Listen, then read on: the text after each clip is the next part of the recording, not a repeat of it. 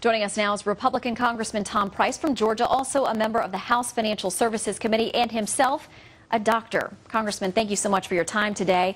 I want to start with that first. Great to be with you.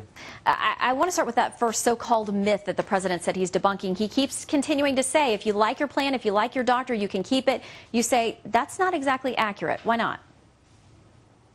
No, it isn't, because in the first 25 pages of the bill that's in the House, if your employer doesn't offer the kind of insurance that the federal government says you must have, which is very specific, then you won't be able to keep the plan that you've got regardless of what it is. So the truth of the matter is that the president is playing fast and loose with the facts, and that's not what the American people want. What the American people want is to make certain that we fix what's wrong with our current system, but preserve what's right. And what's right is 83% of the American people are very happy with the kind of health coverage that they have right now.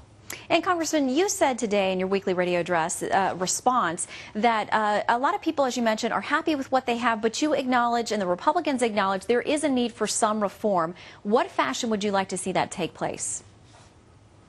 Absolutely, Shannon. The status quo is unacceptable to everybody. As a former physician, I know how difficult it is to be able to treat patients in this day and age with all of the regulatory apparatus that's in place. We need to make certain that those who are unable to afford insurance have the wherewithal to be able to get insurance. We need to correct the portability problem so that if you change your job or you lose your job, that you're able to take your insurance with you.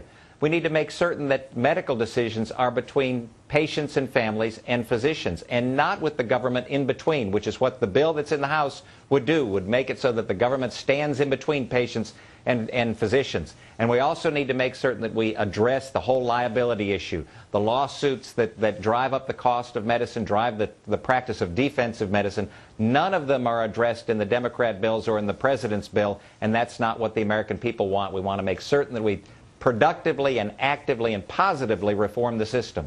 All right, the issue of public option has come up. It's been in the headlines all week long. A number of Democrats have come forward to say if you don't keep it in the bill, because it's in all three House bills, you're going to lose dozens, maybe 100 votes. Other Democrats coming forward to say, hey, let's scrap the whole thing and start from scratch. Do you think that's at all a possibility?